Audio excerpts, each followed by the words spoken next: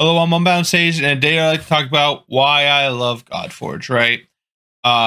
In my last video, right, it was kind of a more serious tone than usual.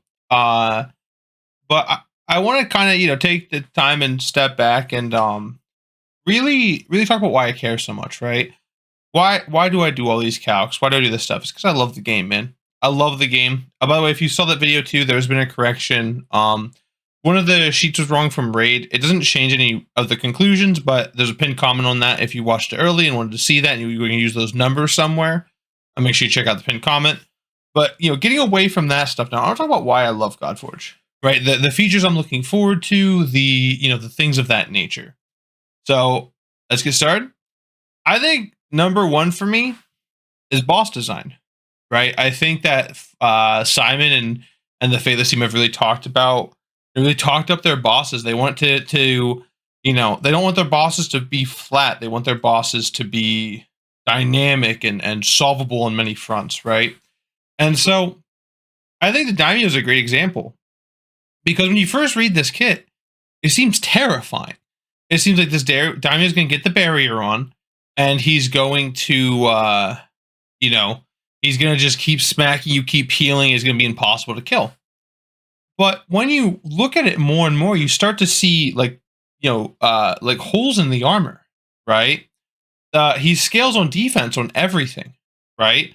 So like defense down is doubly good on this guy, right? Which is awesome. It breaks his offense and defense, right? So I expect his defense to be quite high to kind of account for that, right? To expect you to bring defense down. And with Curse as well, stopping the barrier if you're going to go for these longer teams, right? That are going to try to deal with the barrier. But like, there's also creativity here. I look forward to playing with a team. I think about this a lot, right? We have characters like YDG, right, who strips defense, and Ares that strips defense permanently. Can we get this boss's defense to 0? So he literally does next to no damage, and literally his ultimate does nothing. I think that's fun, right? I think that's really fun to to theory craft that kind of stuff, right? And of course, if we talk about bosses, right? I think the boss I'm most excited about is obviously Kronos, right? Kronos comes in 4 colors. I chose green because green's my favorite color. And I'm looking forward to fight the cunning Kronos because he's green. But yeah, I look forward to see what they cook up with the clan boss, what mechanic they decide to have us overcome.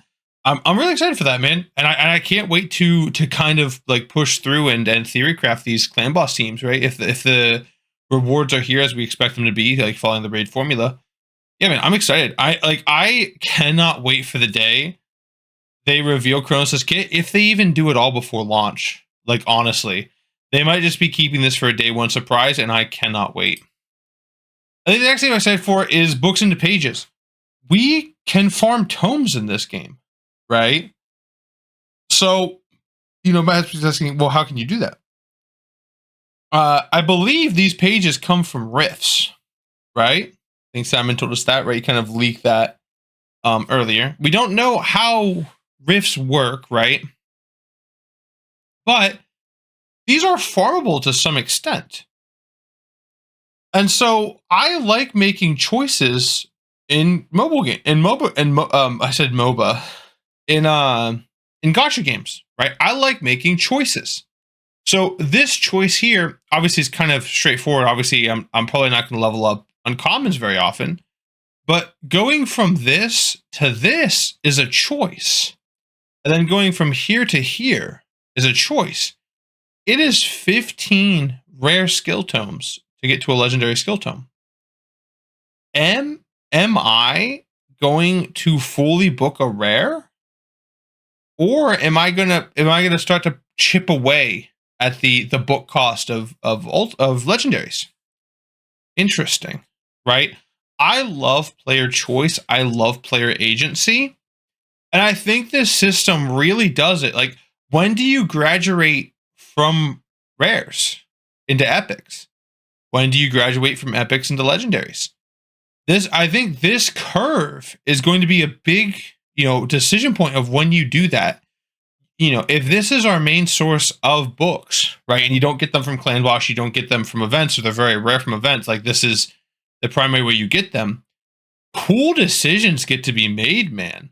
And I'm really excited for this. Or if the clan boss just drops a flat amount of, I hope they drop. I hope the clan boss, if they do drop it, I hope they just drops a ton of pages. So it's never any legendary tomes, right? It's always these like pages. And, you know, maybe you can have enough pages, you know, maybe one of the big drops is, you know, what's 15 times 4,600, right? Is that right? So 600 pages to get to a book. Maybe one of his big drops is 600 pages. He just says, all right, here you go. Right? Or he, you know, gives you like 300, says, okay, what are you doing? Right? That's interesting. I like that. I like player choice a lot. And this system excites me. It really does. This was shown in the latest sign video. And I'm very excited for this. I love player choice.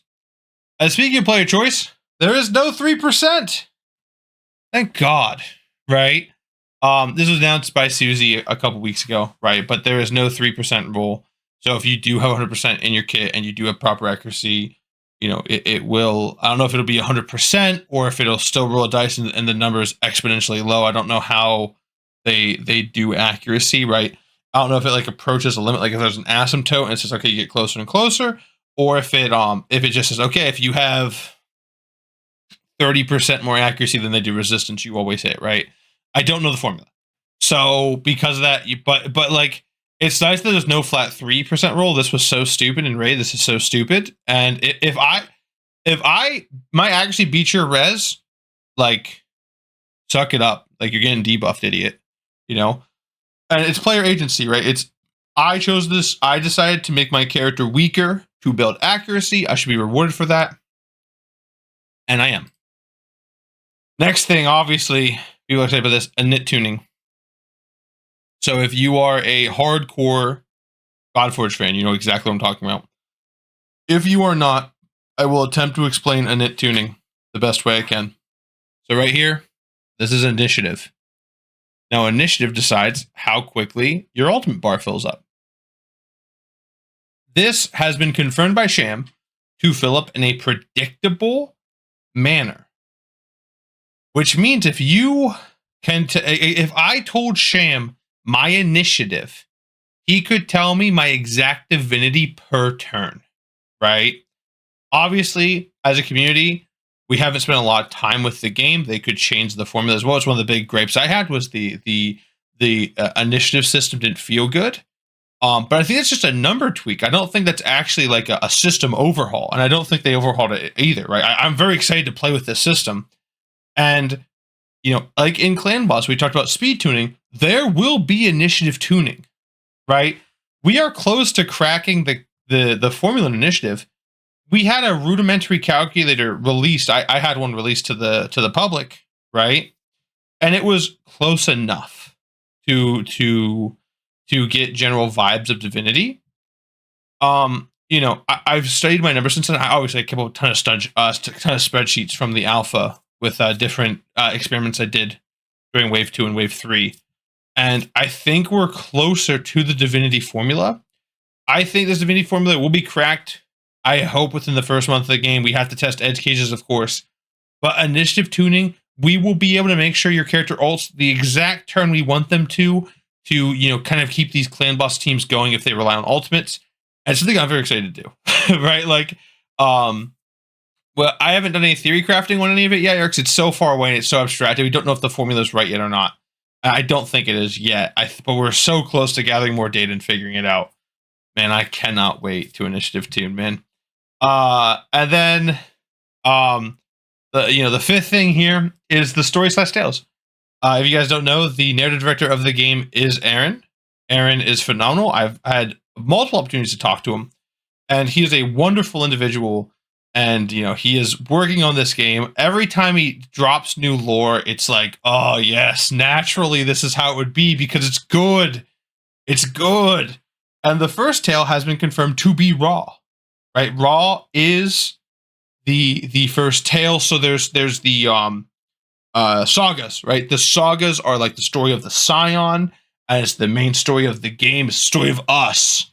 But then tales are these like little side chapters that are about the characters interacting with the world. The Scion's probably not involved, or if he is very loosely involved, it might be an offshoot of an event. And the first one will be Raw. And those of you who don't know, Raw has been a little bit of a meanie poo-poo head recently, right? Every time Raw shows up, he's been a bit of a stinker. And so, we've kind of been, confirmed or hinted at, I don't know if it was confirmed or hinted at, right? That, we're going to learn why, or we're going to be able to deduce why Raw's been a stinky poo-poo head. And that's unlike him, right? He's usually a benevolent like sun god. So this is something I'm excited about. I am so looking forward to the story. I cannot wait for more spin-offs and such of this nature. And then last I said 5 in the title. I lied. It's 6. Where would Godforge be without the community, right? Fateless has done such a great job building the community, not only on the official Discord server, but the Hive Mind. They're honestly like brothers to me. Especially the core group, right? As we're kind of expanding and going on. I haven't really got to know all the guys yet, but I love the conversations we have, and and like I said too, when I do the podcast with the founding members, if you will, I don't know what we're calling ourselves, right?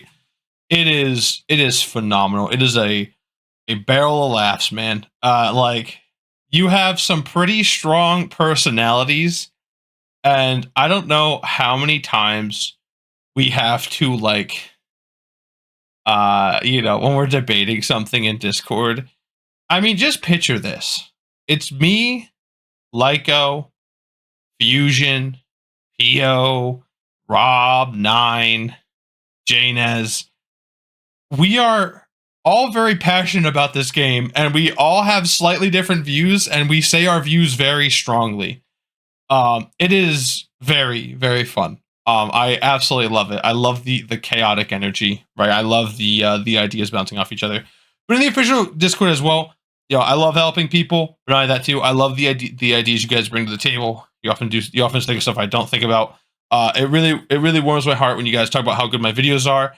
I can tell you my ego gets inflated. You can ask the Hive Mind guys. Like, I 1000%, every time you guys mention me, I am so like, yeah, it's me. You know what I'm saying? So I love the community, though. You guys are absolutely great to interact with. I love joking around and memeing a lot. Yeah, but I'm excited about Godforge, right? And this is why I care, right? This is why and these are the top 5 things that come to mind in recent memory that I'm just like dying to play the game. So, it has been moved back. It's sad. I was going to make a joke every day in February that could happen tomorrow, right? The release date could happen tomorrow. But Simon had to go and ruin the joke. So, yeah, guys, I want you guys to comment below and tell me what you love about Godforge. What's something I missed?